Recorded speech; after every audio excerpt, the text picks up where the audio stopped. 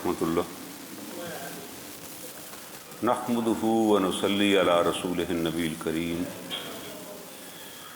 اعوذ باللہ من الشیطان الرجیم بسم اللہ الرحمن الرحیم رب اشرح لی صدری ویسر لی امری واحلل عقدۃ من لسانی یفقہوا قولی قال اللہ تعالی فی قرآن المجید شہر رمضان الذی انزل فیہ القرآن ھدی للناس وبینات من الہدی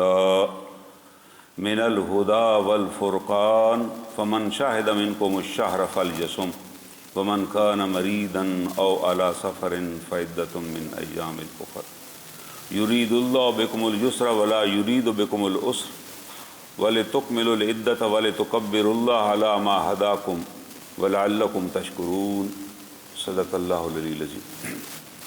یہ ایک مقدس مہینہ اللہ تعالیٰ کی کرم نوازی ہے کہ ہم ایمان اور صحت کے ساتھ اس مہینے میں موجود ہیں، اور یہ دعا مانگنی چاہیے کہ اس مہینے کی تکمیل بھی ایمان اور صحت کے ساتھ ہو، کہ ہم اسی طرح اس پر عمل کریں اور اس کا حق ادا کریں جو اس مہینے کا حق ہے۔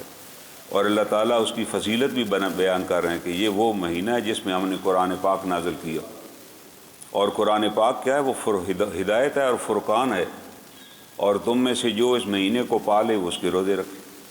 اور ساتھ اللہ تعالیٰ یہ بھی فرمایا گزشتہ درس میں گزر گیا، اس روزے کا مقصد یہ ہے کہ تمہارے اندر لعلکم تتقون کہ تقوی پیدا ہو جائے، تمہیں دھیان پیدا ہو جائے کہ چاہے بھوک بھی لگی ہو، مجھے کوئی بھی نہیں دیکھ رہا پھر بھی میں نہیں کھاؤں گا، مجھے پیاس بھی لگی ہو تو میں نہیں پیوں گا کیونکہ میں روزے سے ہوں، اور روزہ میں نے اللہ کے لیے رکھا ہوا ہے۔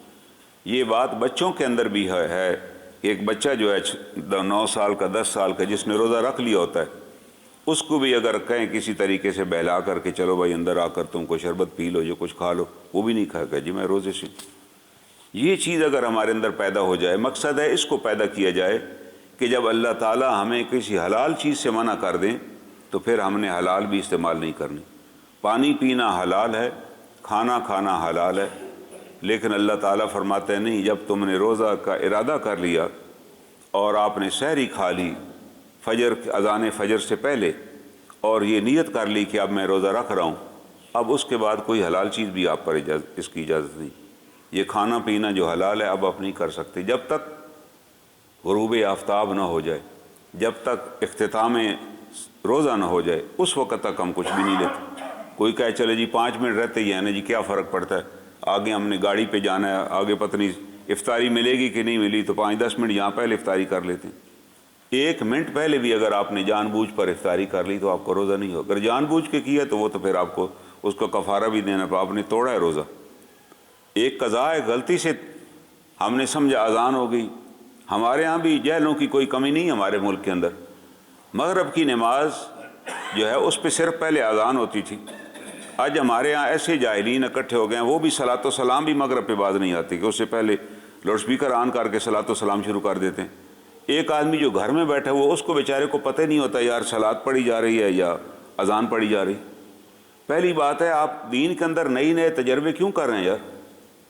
جب اللہ کے رسول صلی اللہ علیہ وسلم نے یا جناب سیدنا بلال نے یہ صلاۃ و سلام نہیں پڑھی تو آپ بڑے بڑے عاشق رسول ہیں کہ آپ پڑھنا چاہتے ہیں؟ پھر کم از کم اتنا تو خیال کریں کہ مغرب کی نماز کے وقت صرف اذان پڑھی جائے تاکہ جو سن رہا ہے اذان سن کر انہیں افطاری کرنی ہے۔ آپ جیسے ہی لوگ کان لگا کے سن رہے ہوتے ہیں کہ یار ابھی اذان ہونے والی ہے، اس دوران جیسے ہی اسپیکر آن ہوتا ہے اب وہ پڑھ رہا ہے الصلاۃ والسلام علیک یا رسول اللہ، ایک بندہ دور گھر میں بیٹھے ہوئے کو خاتون ہے، اس کو وہ کہے گا جی اذان ہو گئی، جی میں خود سنی۔ بھائی آپ اتنا تو صبر کریں، اتنا دین بتائیں لوگوں کو جو دین میں دیا ہوا ہے، پاس سے تو چیزیں نہ گڑیں۔ یہ آج سے پہلے مغرب سے پہلے بھی کوئی صلاۃ نہیں ہوتی تھی، لیکن یہاں ایسے لوگ ہیں وہ کہتے ہیں نہیں یہ بھی بڑی ضروری ہے جی، وداؤٹ ریلائزنگ کہ یار اس سے لوگ روزہ توڑ بیٹھیں گے، وہ سمجھیں گے شاید اذان ہی ہو گئی۔ تو اس سے پہلے اذان سے پہلے میں کہوں جب 1 منٹ ہی پڑا ہے کیا فرق پڑتا ہے؟ نہیں، ہم نے جب طے کر لیا کہ اس وقت پہ روزہ بند کرنا ہے، اس پہ افطار کرنا ہے، تو حکم یہی ہے کہ یہی کیا جائے۔ اسی کا نام تقویٰ ہے، اور یہ تقویٰ انتہائی اس کے بغیر کسی عبادت کی کوئی اہمیت نہیں ہے۔ اللہ تعالیٰ اسی عبادت کی ویلیو لگائیں گے جس کے اندر تقویٰ ہوگا۔ جس کے اندر تقویٰ نہیں ہے، عبداللہ بن عمر فرماتے ہیں کہ ایک آدمی اتنے روزے رکھے تو اس کا پیٹ کمر کے ساتھ لگ جائے، پیٹ نظر ہی نہ آئے اس کا، اتنے اس نے روزے رکھے ہوئے ہیں لیکن اس کے اندر تقویٰ نہیں ہے، حلال و حرام کی تمیز نہیں کرتا، جھوٹ اور سچ ملا دیتا ہے، اور جہاں موقع لگتا ہے وہاں کوئی نہ کوئی کارگزاری ڈال دیتے ہیں، اور اتنے نفل پڑے کہ اس کی کمر مستقل طور پہ جھک کر کمان ہو جائے، اللہ کے یہاں نہ تو اس کے روزے کی کوئی اہمیت ہے نہ اس کی نماز کی کوئی اہمیت ہے، کیونکہ اس کے اندر تقوی پیدا نہیں ہو سکا۔ وہ اس نے ایک ڈرل بنا لیا کہ وہ بھوکا رہنا اور نمازیں پڑھنی ہے روٹین میں، لیکن نہ زبان پر قابو ہے نہ خیالات پر قابو ہے۔ جب خیالات پہ، اصل بیسک چیز تو ہے خیالات پہ قابو پانا، کہ ایک آدمی جو ہے جو صاحب ایمان ہے وہ اپنے خیالات پہ بھی قابو پائے۔ کوئی ایسا خیال جو حرام چیز کی طرف جائے جب ذہن میں آ جائے تو فوراً استغفر اللہ پڑھے، کیونکہ اگر ہم ایک غلط خیال دماغ میں پالیں گے وہ خیال بعد میں ہماری زبان پر بھی آ جائے گا، ہمارے اعمال میں بھی آ جائے گا، اور وہی خیال ہمارا پھر کردار بھی بن جائے گا۔ لیکن اگر میرے دل میں غلط خیال آئے، جو غلط خیال پہ اللہ کی طرف سے کوئی مواخذہ نہیں ہے، کوئی سزا نہیں ہے کہ آپ نے غلط کیوں سوچا ہے، کوئی مواخذہ نہیں ہے، لیکن اس لیے روکا گیا کہ یہ غلط خیال الٹیمیٹلی آپ کو غلط راہ پر چلانے میں کامیاب ہو جائے گا۔ جتنا آپ اس کے بارے میں سوچیں گے کہ یہ واردات کیسے کی جا سکتی ہے، سوچتے رہیں گے تو پھر کبھی کر گزریں۔ لیکن جیسے ہی خیال غلط آئے آپ کہیں استغفر اللہ، یہ میرے دل میں یار کیسے آ گئے، یہ تو ہے ہی حرام، پھر آپ غلط طرف جا ہی نہیں سکیں گے، آپ کے اندر ایک ریزسٹنس پیدا ہو جائے گی، آپ اپنے آپ کو بچائیں گے۔ تقویٰ کا مطلب ہے آپ کو اپنے آپ کو بچانا، کہ میں اپنے آپ کو بچاؤں، یار میں بجائے کہ میں مسجد سے باہر نکلوں یا اپنے گھر سے نکلوں اور راستے میں گندا پانی کھڑا ہو، اور میرے پاس ایک تو یہ ہے کہ وہیں سے میں کہیں گزران کر دوں، اور ایک راستہ ہے تھوڑا اور دوسری گلی سے چلے جاؤں، تو حکمت کا تقاضا ہے دوسری گلی سے جائیں، کیونکہ ہو سکتا ہے وہاں سے چھینٹے پڑ جائیں تو آپ کے سارے کپڑے ہی ناپاک ہو جائیں، ناپاک ہو جائیں گے تو نماز بھی ادا نہیں کر سکیں۔ اور حضرت عمر رضی اللہ تعالیٰ عنہ ظاہر ہے عرب کے پڑھے لکھے لوگوں میں سے تھے، جانتے تھے تقویٰ کیا چیز ہے، لیکن پھر بھی انہوں نے، ایک صحابی ہیں حضرت ابی بن کعب رضی اللہ تعالیٰ، ان کا بڑا مرتبہ ہے، دین کی اللہ نے ان کی خصوصی سمجھ عطا کی تھی ان کو، اور کتنے فیصلے آپ کے پاس آتے تھے تو آپ ان فیصلوں کو ان لوگوں کو ابی بن کعب کے پاس بھیجتے کہ وہ ابی بن کعب تمہارا فیصلہ کرے گا۔ اللہ نے ان کی اتنی دانائی اور اتنی حکمت عطا کی ہوئی تھی۔ تو آپ نے ابی بن کعب سے پوچھا کہ ابی بن کعب بتاؤ یہ تقویٰ کیا ہے تمہارے نزدیک، کس کو کہتے ہیں تقویٰ؟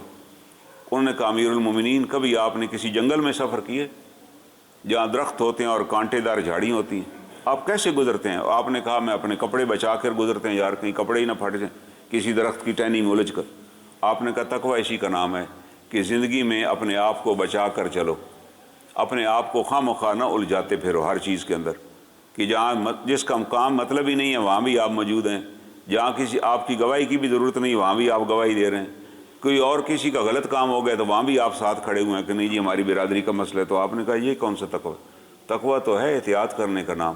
آپ اپنی زندگی میں مکمل احتیاط کیے کہ یار یہ کام غلط ہے، میں اس کے قریب بھی نہ جاؤں، اللہ سے دعا مانگوں اللہ ہمیں اس سے بچائے، یہ تقویٰ ہے۔ اگر یہ نہیں پیدا ہوا تو پھر آپ جتنی مرضی نمازیں پڑھیں، جتنے مرضی روزے رکھیں، لوگ یہی کہیں گے کہ یار فلاں صاحب نے ہمارے ساتھ یار بڑی بے ایمانی کی، ہمیں بتایا کچھ تھا اور کیا کچھ۔ اس بے ایمانی سے بچیں، یہ خطرناک بات ہے کہ ہم بے ایمانی کسی کے ساتھ کریں، کسی کے اگر 10 روپے بھی نہ دیں، کسی کے ساتھ چھوٹا سا معاہدہ بھی کریں وہ بھی پورا نہ کریں، تو وہ اینڈ پہ یہی کہے گا جی انہوں نے بڑی میرے ساتھ جی کہا، مجھے یہ تھا، جگہ مجھے یہ دکھائی اور وہاں قبضہ لینے گئے تو اور کیا کہیں گے جی انہوں نے جی بڑی بے ایمانی میرے ساتھ کی۔ یعنی آدمی بے ایمان ہو جاتا ہے ان باتوں سے، پھر نہ روزے کام آئیں گے نہ کوئی اور نیکی کام آئے گی، اس کی کوئی ویلیو ہی نہیں ہوگی، اللہ تعالیٰ اڑا کے رکھ دیں گے کہ تیرے اتنا بھی تمہیں حیا نہیں آئے یار کہ لوگ تیرے پاس آئے کہ مسلمان سمجھتے ہوئے کہ تو فیصلہ کرے گا، تو نے یہ کر دی۔ تو یہ جو تقویٰ آج ہمارے اندر نہیں پیدا ہو سکا، آج ہمارے ہاں خرابی کی جو بنیادی وجہ ہے وہ یہ ہے کہ ہمارے حکمران ہوں یا عوام ہوں، یہ نہ کہیں کہ ہمارے حکمران ایسے ہیں، ہم بھی ایسے ہی ہیں۔ جب ہم خود ایسے ہیں تو حکمران بھی ایسے ہوں گے۔ اعمالکم، تمہارے اعمال ہی تمہارے عمراء ہوں گے۔ امالکم، آپ نے فرمایا اعمالکم و امالکم، تمہارے اعمال ہی تمہارے اوپر حکمران ہوں، جیسے تم عمل کرو گے ایسے تمہارے اوپر حکمران مسلط کر دیے جائیں گے، اور پھر تم مدد بھی مانگو گے تمہاری مدد بھی نہیں کی جائے گی، تم چھٹکارا بھی حاصل کرنا چاہو گے تو چھٹکارا بھی نہیں پا سکو، کیونکہ آپ اپنی اصلاح کے لیے کوئی تیار نہیں۔ ہم اپنی اصلاح کے لیے نہیں تیار کہ نہیں یار یہ چیز میری نہیں ہے، یہ بات مجھے نہیں کہنی، یہاں میں نے نہیں جانا، وہ تو ہم کرنے کو تیار نہیں ہیں۔ جیسے میں نے گزشتہ واقعے میں آپ کو واقعہ بتایا، ایک شخص کا انگریز کا کس طریقے سے جب اس نے تقوی اختیار کیا، اس کو جب تقوی کا معنی پتہ چلا کہ تقوی کا یہ معنی ہے، اور اللہ تعالیٰ نے پھر اس کو ایمان کی دولت عطا کر دی، وہ میجر میسی سے پھر غازی بن گیا، غازی عبد الرحمن بن گیا۔ یہ اللہ کی عطا تھی، ورنہ عیسائیوں کے کسی قبرستان میں آج بھی دفن ہوتا، کوئی جانتا بھی نہیں۔ آج وہاں جو لوگ اس قبرستان میں جاتے ہیں، اس کی قبر میں جا کے فاتح پڑھتے ہیں کہ اللہ تعالیٰ اس کی درجات بلند کر۔ یہ کتنی بڑی سعادت ہے دنیا میں کہ مرنے کے بعد بھی اس کی قبر کے اوپر غازی عبد الرحمن لکھ دیا گیا، اور لوگ وہاں فاتح کے لیے جاتے ہیں، دعائیں مانگتے ہیں وہاں پر۔ یہ فضیلت کیوں ملی؟ اس نے ایک قیدی کا تقوی دیکھا کہ یار تقوی یہ نام ہے کہ چاہے پیاس بھی ہو تو پانی نہیں پینا، کسی اور کی چیز ہو تو ہاتھ نہیں لگانا۔ اس نے کہا یار اس پر تو میں عمل کر سکتا ہوں، میں کروں گا۔ اللہ نے ایمان کی دولت عطا کر دی۔ یہاں آج جو میں واقعہ بیان کرنا چاہتا ہوں، یہ جناب یوسف علیہ السلام کا واقعہ۔ آپ سب جانتے ہیں کہ جناب یوسف علیہ السلام حضرت یعقوب کے بیٹے تھے۔ آپ کے حضرت یعقوب علیہ السلام کو اللہ نے 12 بیٹے عطا کیے، اور جناب یوسف نے ایک خواب دیکھا۔ یوسف سب سے چھوٹے تھے، ایک خواب دیکھا۔ ایک یوسف سے بھی چھوٹے تھے، بنیامین ان کا نام تھا۔ یہ 11ویں تھے اور 12ویں بنیامین تھے جو سب سے چھوٹے تھے۔ جناب یوسف نے ایک خواب دیکھا کہ 11 ستارے اور چاند اور سورج میرے سامنے جھکے ہوئے، میرے آگے سجدہ کیے بیٹھے۔ انہیں اپنے والد سے یہ خواب بیان کیا کہ ابا جی یہ میں نے خواب دیکھا۔ جناب یعقوب علیہ السلام بھی اللہ کے پیغمبر تھے، وہ بیٹے کے ماتھے پر ہی نور نبوت پہچان چکے تھے کہ میرا رب میرے ان سارے بیٹوں میں سے اس کو نبی بنائے گا۔ امید تھی ان کو۔ ہر والدین کو پتہ ہوتا ہے کہ میرے بچوں میں سے کس کی کیا خصوصیات ہیں، کس کے اندر کیا کوالٹی ہے، کون زیادہ دنیا کی طرف رغبت رکھتا ہے اور کون کس کے نزدیک دین بڑا اہم ہے، کون والدین کو اہمیت دیتا ہے۔ اصل اہمیت تو والدین کو اہمیت دینے کی بات ہے نا۔ آپ نے فرمایا کہ میرا دل یہ چاہتا ہے کہ میں نماز پڑھ رہا ہوں، اس دوران میری والدہ کہیں کمرے سے مجھے آواز دیں کہ یا محمد، اور میں اپنی نماز توڑ کر ان کے پاس چلا جاؤں کہ امی جی میں حاضر ہوں۔ اس سے اندازہ لگائیں کہ والدین کا بلانا کتنا اہم ہے، کہ آپ نماز میں بھی ہیں اور ان کو اگر نہیں پتہ آپ نماز پڑھ رہے ہیں اور وہ آواز دیں تو آپ کو نماز توڑ کے جانے کا حکم ہے بھائی، کہ نماز توڑی اور جائیے۔ یہ نہیں کہ جی میں تو آج نفل ہی پڑھتا رہ گیا تو مجھے آپ کے پاس آنے کا ٹائم ہی نہیں لگا، ہم اور جی مصروف رہے، نیکی کے کام تھے۔ بھائی آپ کے والدین سب سے پہلی ضرورت تو آپ کے والدین ہیں۔ اگر آپ اپنے والدین کو ہی وقت نہیں دے سکے، اپنے بیوی بچوں کو بھی وقت نہیں دے سکے، تو پھر آپ کدھر وقت ضائع کرتے پھریں، کدھر پھر رہے ہیں؟ قرآن نے بنیادی ہمیں یہ بتایا کہ بھائی سب سے پہلے آپ کا ایک گھر ہیں، گھر والے آپ کے ہیں، باہر نیکیاں نہ لٹائیے، ضرور نیکیاں کیجیے، لیکن اللہ تعالیٰ نے ایک لسٹ بنا دی، وبالوالدین احسانہ، کہ سب سے پہلے والدین پر احسان کیجیے۔ یہ نہیں کہ میرے والد صاحب کے پاس تو کپڑے ہی کام کے نہیں ہیں اور میں باہر لباس بانٹتا پھر رہا ہوں، اور وہ دیکھ رہے ہیں ان کے دل میں حسرت ہے کاش یار میرا بیٹا میرے لیے بھی کوئی چیز لے آتا۔ والدین کوئی اولاد سے مطالبہ نہیں کرتے کہ آپ ہمارے لیے یہ لے کر آئیں، لیکن ایک خواہش ہوتی ہے کہ میرا بیٹا کوئی چیز ہمیں بھی پیش کرے۔ وہ خود بھی خرید سکتے ہیں، خود بھی ان کے پاس اطاعت ہوتی ہے، لیکن اولاد کو یہ ثابت کرنا ہے کہ نہیں میں نے اپنے کپڑے بھی بنانے تھے لیکن پہلے میں آپ کے لیے لے کر آ گیا، یہ میں آپ کے لیے خوشبو لے کر آ گیا، یہ میں آپ کے لیے صاف والا کپڑا لے کر آ گیا، تاکہ ان کو خیال ہو کہ یار اس اولاد کے دل میں میری یہ قدر و منزلت ہے۔ جب یہ کوئی چیز خریدنے کے لیے جاتا ہے تو اس کو احساس ہوتا ہے کہ میں نے والد صاحب کے لیے بھی ایک جوڑا جرابوں کا لے کر جانا ہے، میں نے والد صاحب کے لیے بھی یہ چیز لے جانی ہے، میں نے والدہ کے لیے بھی ایک چادر لے کر جانی۔ بیوی تو کہہ سکتی ہے بعض اوقات، بعض بیویاں اچھی ہوتی ہیں وہ کہ مطالبہ بھی نہیں کرتی، لیکن وہ چلے مطالبہ کر سکتی ہیں، والدین تو مطالبہ بھی نہیں کرتے، وہ نہیں مانگتے۔ لیکن یہ قرآن نے اس لیے کہہ دیا سب سے پہلے والدین کا کہا وبالوالدین احسانہ، والدین کے ساتھ احسان کیجیے، وذی القربی والیتامی والمساکین۔ پھر کن لوگوں پر؟ قرابت داروں پر، جو رشتہ دار ہیں آپ کے، ان کا حق ہے اس کے بعد، والدین کے بعد، کیونکہ ان کے ہمارا آنا جانا ہوتا ہے۔ یہاں باہر تو کوئی آدمی ہمیں فراڈ کر سکتا ہے، جی ہم کہتے ہیں جی وہ چوک میں فقیر مانگ رہا تھا، پتہ چلتا ہے جی وہ گاڑی پر آتا ہے، گاڑی پہ جاتا ہے۔ شریعت نے یہ نہیں کہا کہ اسے نہ دیں، شریعت نے کہا کہ ہر آدمی کو دیکھ لیں، اگر ضرورت مند سمجھتے ہیں تو ضرور دیں، چاہے وہ حقدار ہے یا نہیں ہے پھر بھی دیں۔ یہ جناب رسول اللہ صلی اللہ علیہ وسلم کی حدیث ہے کہ چاہے کوئی مستحق ہے یا نہیں ہے، آپ پھر بھی اس کی مدد کریں جب وہ آپ سے مدد مانگے۔ اور اگر مدد نہیں کرنی تو اچھے طریقے سے ٹال دیں، بدتمیزی نہ کرے۔ وَأَمَّا السَّائِلَ فَلَا تَنْهَرْ، سوالی کو مت جھڑکیے، آپ کو نہیں پتہ وہ کس حالت میں آپ سے مانگنے کے لیے آیا، آپ کو کیا پتہ، ہم خود ہی فتویٰ دے دیں کہ یار یہ فراڈی ہے، ایسے ہی ہمارے بارے میں کیا لوگ رائے رکھتے ہوں کہ یار یہ بھی بڑے فراڈی ہیں۔ اس کی شریعت نے ہمیں اجازت نہیں دی یہ کسی کے بارے میں بدگمانی کریں کہ یار یہ فراڈی ہے۔ یہ ہاں میرا دل نہیں کرتا اس کی مدد کرنے کو، میں معذرت کر لوں کہ یار دعا کریں اللہ ہمیں جو آپ کے پاس ہے کچھ دے دیں، کچھ دے دے لا دیں۔ آپ کی یہی سنت تھی، جو بھی گھر آتا تو جو بھی گھر میں ہوتا تو آپ اس کو فوراً دے دیتے، اس کو ٹالتے نہیں۔ اگر گھر میں کچھ نہ ہوتا تو امہات المومنین کہہ دیتی کہ بھائی جب اللہ ہمیں عطا کرے گا تو ہم تمہیں دیں گے، ابھی فی الحال تمہارے پاس کچھ نہیں، فی الحال جو تھا تمہیں ہم نے دے دی۔ اور ایسے بھی لوگ تھے کہ آپ ان کو کچھ دیا جاتا تو وہ بڑے خوش ہوتے۔ اسی طرح آپ کے گھر پہ ایک شخص آیا، اس نے کچھ مانگا تو گھر والوں نے پوچھا خادمہ سے، انہوں نے کہا جی کچھ انگور پڑے ہوئے ہیں 5-7 دانے۔ جن علاقوں میں انگور نہیں ہوتے وہاں 5-7 دانوں کی بھی بڑی قدر ہوتی ہے، وہاں دانوں کے حساب سے انگور بکتے ہیں۔ ہم اگر کلو لے آتے ہیں کیونکہ یہاں پیدا ہوتے ہیں، لیکن جن علاقوں میں پیدا نہیں ہوتے وہاں لوگ سیب بھی ایک ہی گھر خرید کے لے جاتے ہیں، اگر گھر کے 2 بندے ہیں تو 2 لے جائیں گے، اوپر قیمت لکھی ہوتی، کیونکہ یہ وافر مقدار کا رزق اللہ نے ہمیں دیا ہوا ہے پاکستان میں کہ یہاں یا تو ہم سیب نہیں لیتے لیں تو پھر کلو ہی لے کر جاتے ہیں۔ باہر یورپین ممالک میں لوگ کیلا بھی 2 ہی لے کر جاتے ہیں کہ 2 بندے ہیں گھر کے، یار تو ہم کل ضائع ہو جائے گا تو پتہ نہیں ہم نہ کھائیں، کیوں پیسہ ویسٹ کریں۔ یہ اللہ نے، ہم کہتے ہیں چلیں یار ہم نہیں کھائیں گے تو گھر میں کوئی اور کھا لے۔ یہ اللہ کا ہم پر احسان عظیم ہے، اللہ نے اتنی نعمتیں ہمیں دی ہوئی ہیں۔ تو وہ جو ہے نا والدین کا حق کہ ان کو دینا یا ان کا خیال کرنا وہ بہت ضروری ہے کہ القربہ کے جو رشتہ دار ہیں آپ کے، تو آپ نے انگور جو آپ نے کہا جس کو انگور دے دیجیے، اس کو 3-4 دانے جو گھر میں تھے وہ انہیں دے دی۔ اس نے آگے سے بڑا نخرہ کیا کہ جی یہ کیا آپ نے مجھے دیا، میں نے 3-4 دانوں کو کیا کرنا، واپس کر دیے، چلا گیا۔ آپ کو بتایا گیا کہ بھائی ایک سوالی آیا تھا گھر میں سوائے انگوروں کے کچھ نہیں تھا، ہم نے دیا نا، آپ نے کہا کوئی بات نہیں، اس کے نصیب کی بات ہے نا۔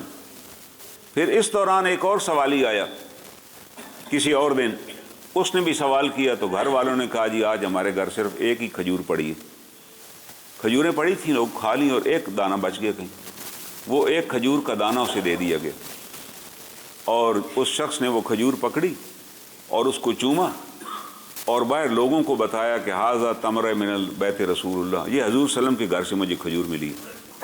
وہ بڑے خوشی سے کہتا ہے کہ یہ دیکھو یار میں کتنا خوش قسمت ہوں، مجھے اللہ کے رسول صلی اللہ علیہ وسلم کے گھر سے ایک کھجور عطا ہوئی ہے۔ بھائی یہ تمر من بیت رسول اللہ ہے، یہ وہ تمر نہیں ہے جو ہم بازار سے لے لیتے ہیں، مجھے اللہ کے رسول کے گھر سے ملی۔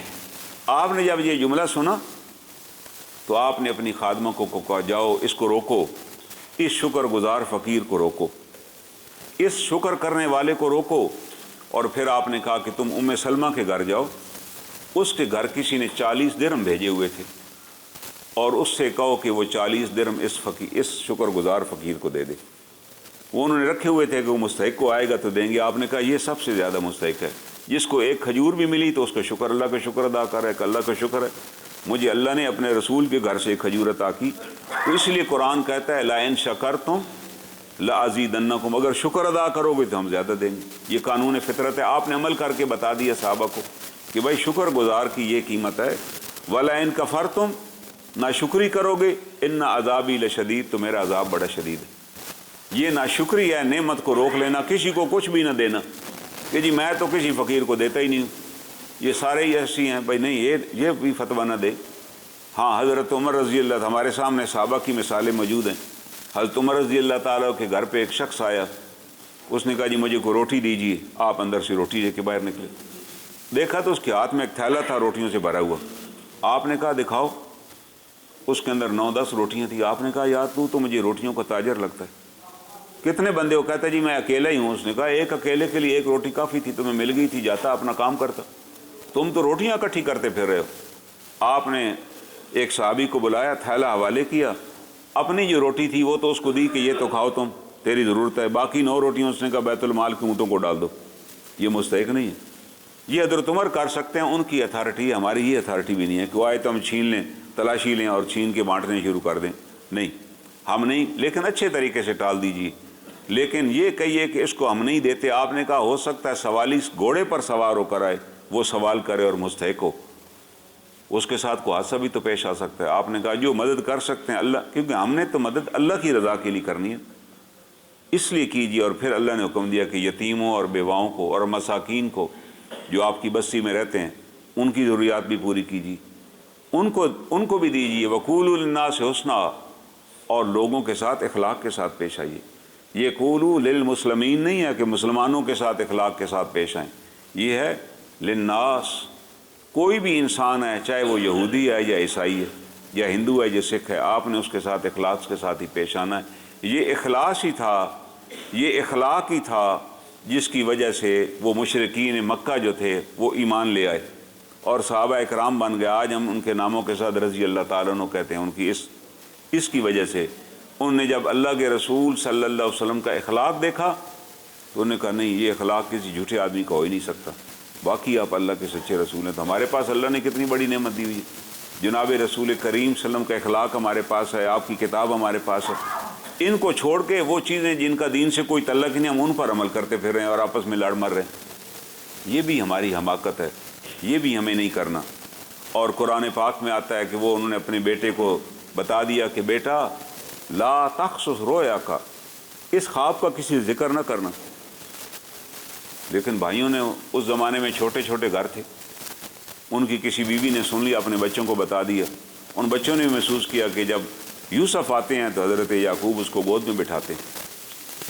انہوں نے کہا بھائی نہیں، یہ تو والد صاحب کی ساری توجہ یوسف کے پاس ہے، آؤ اس کو قتل ہی یار کر دیتے ہیں، یہ اگر مارا گیا تو پھر ہماری دوبارہ ہر وقت ہماری طرف توجہ ہوگی۔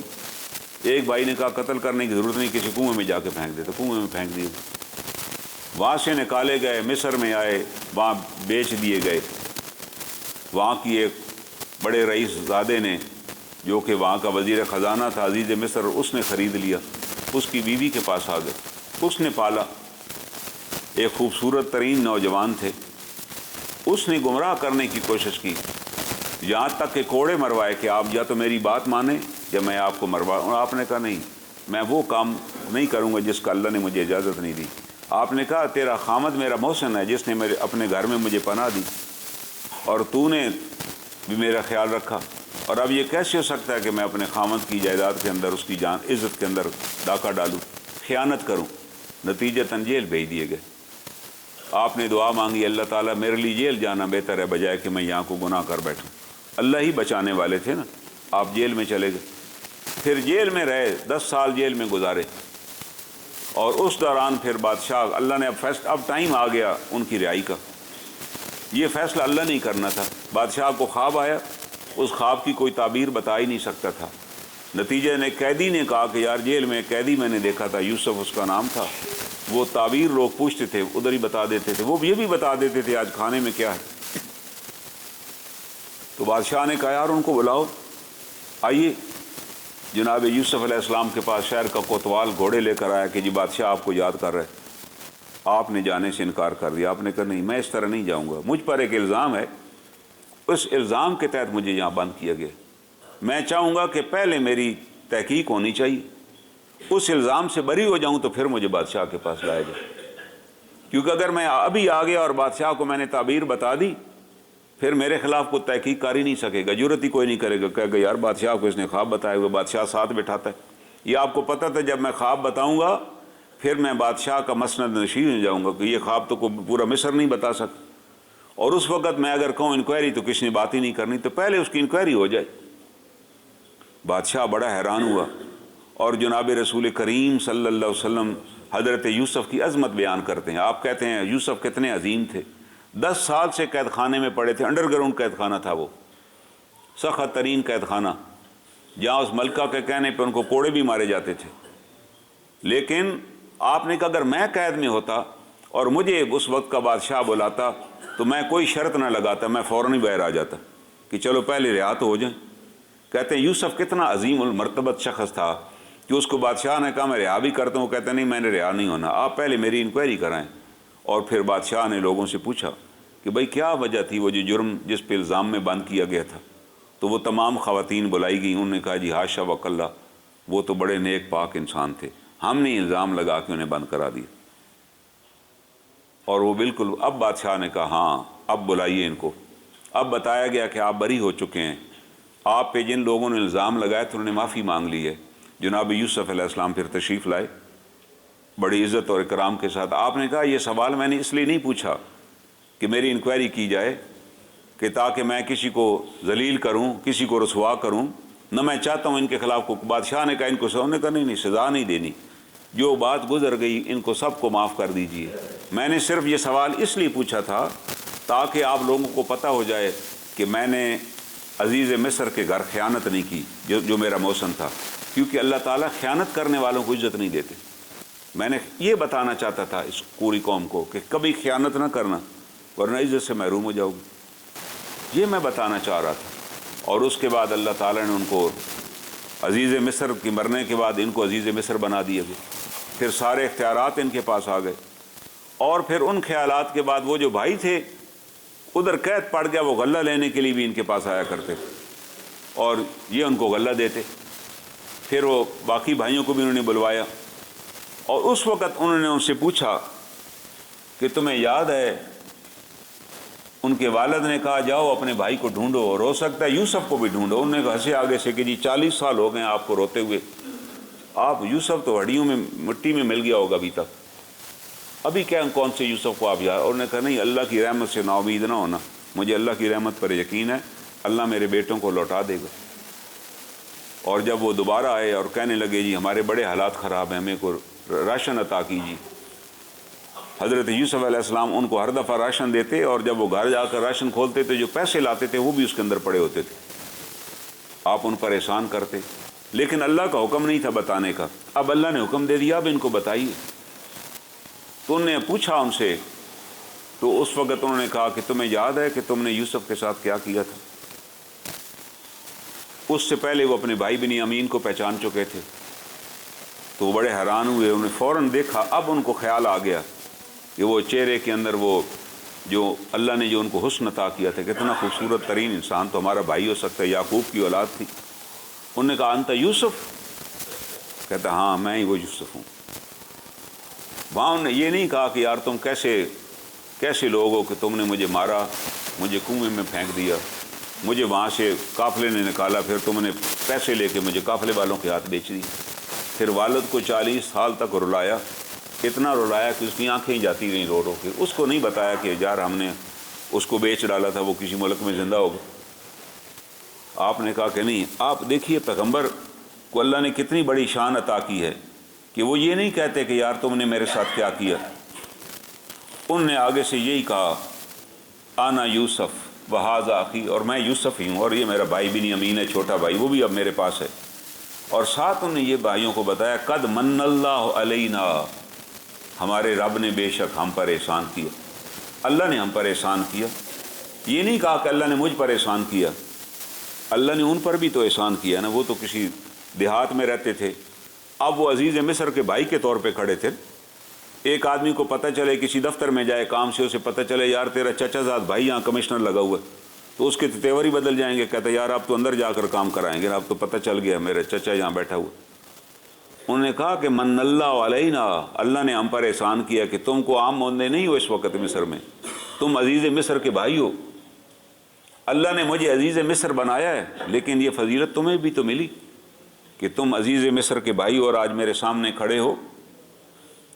اور ساتھ انہوں نے یہ کہا انہ من یتقی، ہر وہ آدمی جو تقوی اختیار کرتا ہے، جو اپنے آپ کو گناہوں سے بچاتا ہے، ویصبر، اور استقامت سے کام لیتا ہے، صبر سے کام لیتا ہے۔ کوئی نہیں یار مصیبت آ گئی ہے، میں اس مصیبت کو جھاگ لوں گا، میں اس مصیبت سے گزر جاؤں گا، تو کیا ہوگا؟ فإن اللہ، تو بے شک اللہ جو ہے لا یضیع اجر المحسنین، اللہ ایسے نیکی کرنے والوں کے کام کو ضائع نہیں کرتے۔ ایک آدمی زندگی میں حرام سے بچتا ہے، تقوی اختیار کرتا ہے، صبر استقامت سے کام لیتا ہے، تو اللہ تعالیٰ وہ کہہ رہے ہیں پھر اللہ تو ضائع نہیں کرتا۔ اللہ نے مجھے کنویں سے نکالا، تمہیں اس دیہات سے یہاں لے کر آ گیا، اور آج میرے پاس سب کچھ ہے۔ ان کے والد صاحب بھی تشریف لائے جناب یعقوب علیہ السلام، اور وہ بھی جب آ گئے تو وہ سارے بھائی، ماں اور باپ یوسف علیہ السلام کے اس زمانے کے دربار کے قواعد کے مطابق ان کے آگے جھک گئے تو یوسف علیہ السلام نے اپنے والد صاحب کو کہا ابا جان آج اللہ نے وہ خواب سچا کر دکھایا جو میں نے بچپن میں دیکھا تھا. یہ 11 ستارے اور آپ چاند اور سورج آج میرے آگے جھکے ہوئے ہیں. اللہ نے یہ خواب آج سچا کر دکھایا. کیوں؟ کہ انہوں نے کہا اللہ ہم نے تقوی اختیار کیا, ہم نے صبر کیا, اللہ نے ہمیں اجر عطا کر دی. یہ اللہ کا قانون قدرت ہے. اللہ تعالیٰ اس سے کسی کو محروم نہیں کرتے. اگر آدمی اپنا حق چھوڑ دے, بھائی سے بجائے لڑنے کے, لڑنے پہ اتنا خرچہ کرے کہ یار ٹھیک ہے تم چاہتے ہو تو تم ہی رکھو, مجھے نہیں چاہیے, اللہ اس سے زیادہ اس کو عطا کرتے ہیں. عطا کرنے والی تو اللہ کی ذات ہے. پہلے تو ہمارے پاس کچھ بھی نہیں تھا, ہم تو دنیا میں بے لباس آئے تھے. اللہ نے بہت کچھ عطا کیا. آج ہم ہر ایک کے ساتھ لڑ رہے ہیں. لوگ عدالتوں میں جائیں 80% کیس بہنوں بھائیوں ماں باپ اور اولاد کے ساتھ خلاف آپس میں لڑے جا رہے ہیں. مکان ادھر ہی پڑا ہوا ہے, یہ مر آ گئے ہیں, اور بیچ میں لوگوں نے جائیدادیں بنا دی ہیں. جو کیس لڑنے والے وکیل تھے وہ بڑے خوشحال ہو گئے کہ جی ہمارے پاس یہ کیس تھے. ان سے بڑا ہمیں کون ہے یار جو گھر بیٹھ کے فیصلہ نہ کر سکے. قرآن تو کہہ رہا ہے بیٹھ کے فیصلہ کیجیے اور تقوی سے کام لیجیے, صبر کا مظاہرہ کیجیے. کوئی چیز جا رہی ہے تو آپ کے بھائی کے گھر ہی جا رہی ہے نا, باپ کو جا رہی ہے, ماں کو جا رہی ہے, یار تو باپ اور ماں کی موجودگی میں آپ کیوں لڑ رہے ہیں, آپ انہیں کہیں جی آپ فیصلہ کر دیجیے. تو ہماری شریعت ایسی زبردست شریعت ہے جس نے ہمیں راستہ بتایا. آج کل آپ سب جانتے ہیں کہ ایران کے اوپر ایک بڑی جارحیت ہو رہی ہے, مسلمانوں کا قتل عام ہو رہا ہے. اس بات کو چھوڑ دیں ابھی کہ وہ جو شیعہ تھے وہ یہ تھے, یہ ان کی پالیسی غلط تھی. یہ دیکھیے کہ اس وقت بھی عالم کفر کے آگے اگر کوئی ملک ڈٹا ہوا ہے تو وہ ڈٹے ہوئے. اور یہ بھی اللہ کا حکم ہے کہ کسی مسلمان کلمہ گو کو جس میں کلمہ اسے چھوڑا نہ جائے, ان کے لیے دعائیں کی جائیں.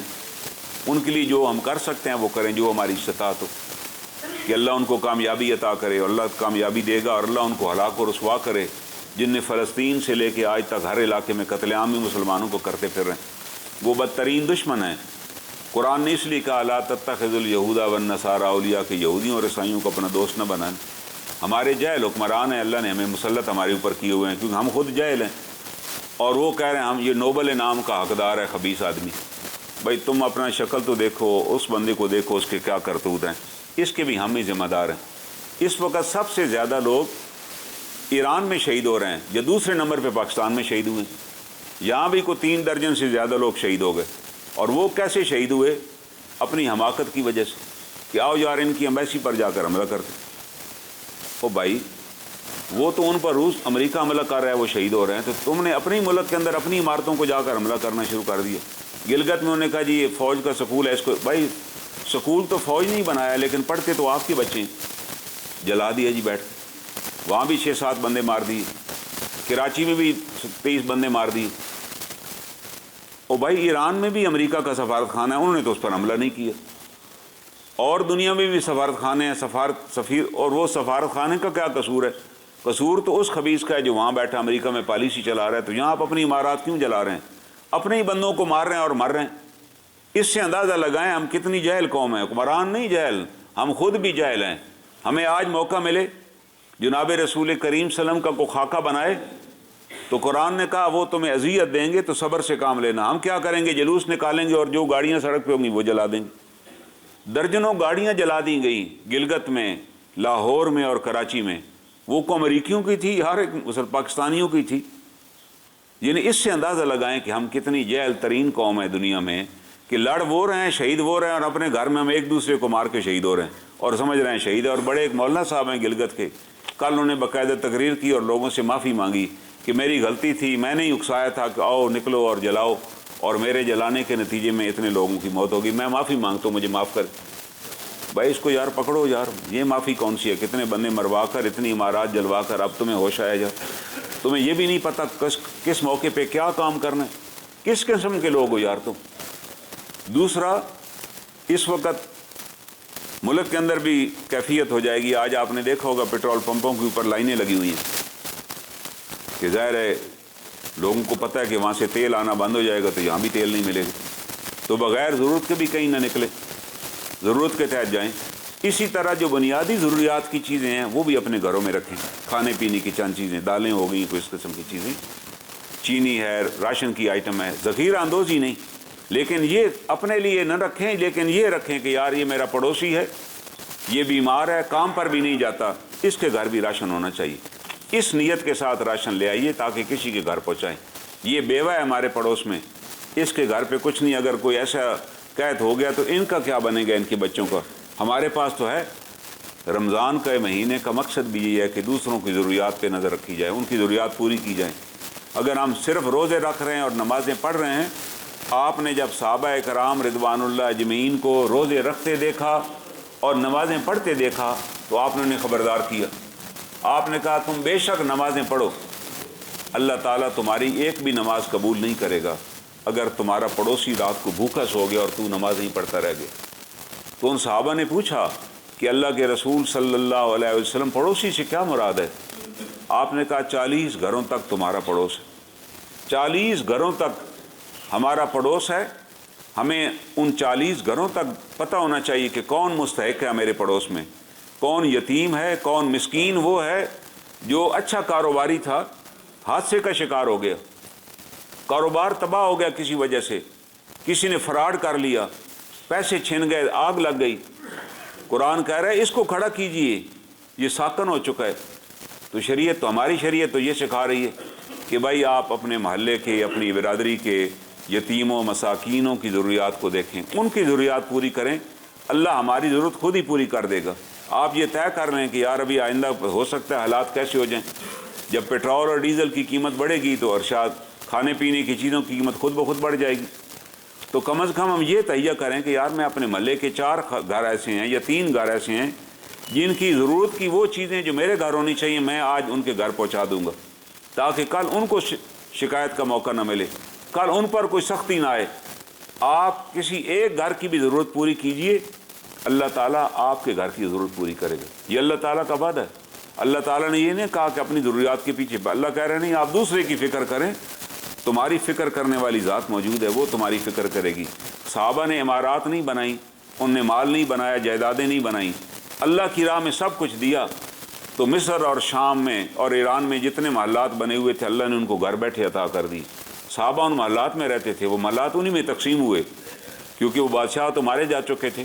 تو صحابہ کہتے تھے اگر ساری زندگی ہم پیسے بھی جمع کرتے تھے یہ محل بنا ہی نہیں سکتے تھے، نہ ہمیں بنانے کی اجازت تھی، اللہ نے ہمیں بنے بنائے محلات دے دیے۔ کیوں؟ وہ جو کچھ ان کے پاس آتا وہ تقسیم کر دیا کرتے تھے۔ وہ کہتے کہ نہیں اپنی اتنی چیز رکھو۔ انہوں نے پوچھ لیا اللہ کے رسول صلی اللہ علیہ وسلم سے، یسألونک ماذا ینفقون، آپ ہمیں بتائیے ہم کیا خرچ کریں۔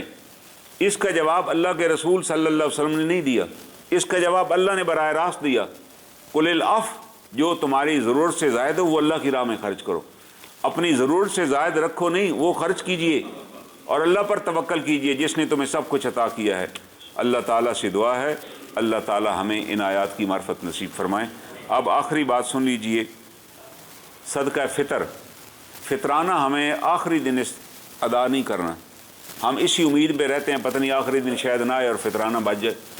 فطرانہ جب ہم روزے رکھ ہی رہے ہیں تو اب فطرانہ ادا کر دینا چاہیے، جتنا جلدی ہو ادا کیجیے، تاکہ اس سے جو کسی نے یہ نہیں کہ آخری دن میں کسی کو دوں کہ یہ میرا 2000 فطرانہ ہے، وہ کہے گا یار اگر آپ 2-3 دن پہلے دے دیتے تو ہم کو سحری اچھی طریقے سے کر لیا کرتے، ہمارے پاس تو کھانے کو کچھ بھی نہیں۔ آپ آخری دن دے رہے ہیں تو آخری دن تو مارکیٹ بھی بند ہو چکی ہے، میں کو کپڑا بچے کو بھی نہیں لے کر دے سکتا۔ تو فطرانے دینے کا یہ ٹائم ہے کہ صدقہ فطر ادا کیجیے۔ اور فطرانے کے لیے بھی دین نے ہمیں 4 سکیل بتائے ہیں، آپ اپنی آمدن کے مطابق فطرانہ دیجیے۔ یہ نہیں ہے کہ وہ جی مولوی صاحب نے بتا دیا 2 کلو گندم دینی ہے تو بس 2 کلو گندم 300 روپے کی، صاحب مجھے کہتا جی نہیں مجھے وہاں سرکاری گندم ملتی ہے 158 روپے میں دوں گا۔ میں کہا یار ہر بندہ تو سرکاری نہیں دے سکتا، آپ پتہ نہیں کون سا سرکاری ریٹ لگا رہے ہیں، جو مارکیٹ میں ہے وہ آپ ریٹ لگائیں نا، ادھر بھی آپ ڈنڈی مار رہے ہیں کہ یار نہیں وہ میں وہ ریٹ لگاؤں گا جو سرکاری ہے، اور وہ سرکاری گندم کہتا ہے وہ ویسے ہم کھاتے نہیں ہیں، کھانے کے قابل نہیں ہوتی۔ میں کہا واہ صدقہ دینے کے قابل ہے آپ، بات آپ کا انصاف ہے یار، جو چیز آپ خود نہیں پسند کرتے وہ آپ دوسروں کو کیوں دے رہے ہیں؟ تو جو سفید پوش ہے، جو آدمی کہتا ہے کہ میرے پاس کوئی وسائل نہیں ہے، ہر آدمی کے لیے لازم ہے صدقہ فطر، یاد رکھیے 300 روپے 2 کلو گندم کی قیمت ہے۔ ایک بچہ جو رمضان شریف کے آخری دن بھی پیدا ہو اس پر بھی صدقہ فطر ہے والدین کے لیے، تو 300 روپے ہے ایک آدمی کا صدقہ فطر جو کم از کم ہے، اور جو اس سے زیادہ کر سکتا ہے اس کے لیے 4 کلو جو ہے اس کی قیمت ہے 1000 روپے، 1000 کے حساب سے وہ صدقہ دے، اگر افورڈ کر سکتا ہے تو دینا چاہیے، اللہ نے دیا جو ہوئے۔ اور اگر اس سے بھی زیادہ اس کے پاس مالی حیثیت ہے تو پھر 4 کلو کھجور ہے جو آپ نے صدقہ دی. یہ وہ صدقہ فطر ہے جو جناب رسول کریم صلی اللہ علیہ وسلم نے دیا اور صحابہ کو تلقین کی. بھئی آپ گندم نہیں، آپ جو دیجیے، آپ کھجور دیجیے. 4 کلو کھجور جس کی قیمت 2000 روپے، جو افورڈ کر سکتا ہے اسے 2000 کے حساب سے دینی چاہیے. اور جس پر اللہ کا خصوصی فضل ہے، اس زمانے بھی ایسے لوگ تھے صاحب فضل، وہ کشمش دیا کرتے تھے صدقے میں، اور کشمش کی اس وقت بھی سب سے زیادہ قیمت تھی. آج بھی کشمش 4000 روپے کلو. آپ اگر میرے گھر کے 4 بندے ہیں یا 5 بندے ہیں تو 20,000 بن گئی. تو 20,000 ایک آدمی افورڈ کر سکتا ہے. جس کے پاس اللہ کا فضل ہے اسے 20,000 ہی دینا چاہیے، جو جتنا افورڈ کر سکتا ہے. شریعت نے اس لیے اس پہ پابندی نہیں لگائی. شریعت نے ہم پہ چھوڑ دیا کل لفظ جو تمہاری ضرورت سے زائد ہے وہ اللہ کی راہ میں دیجیے. اور دینے کا انداز یہی ہے، اگر میں افورڈ کر سکتا ہوں تو میں کشمش کے حوالے سے دوں، افورڈ کر سکتا ہوں تو میں کھجور کے حوالے سے دوں. خواہ مخواہ افورڈ بھی کر سکتا ہوں پھر بھی میں کہہ رہا ہوں نہیں جی میں تو گندم ہی دوں گا، تو یہ تو اپنے مگر لانے والی بات ہوئے گی کہ چلو یار صدقہ ادا کر دیں. پھر قرآن کی اس آیت پہ ہمارا حکم نہ ہوا، عمل نہ ہوا، جس کے بارے میں اللہ نے کہا کل لفظ جو ضرورت سے زائد ہے وہ دیجیے. ہم دیں گے، اللہ ہمیں اس سے زیادہ عطا کریں گے. ہمارا یہ ایمان ہونا چاہیے. اللہ تعالیٰ سے دعا ہے اللہ تعالیٰ ہمیں عمل کی توفیق عطا فرمائے. وآخر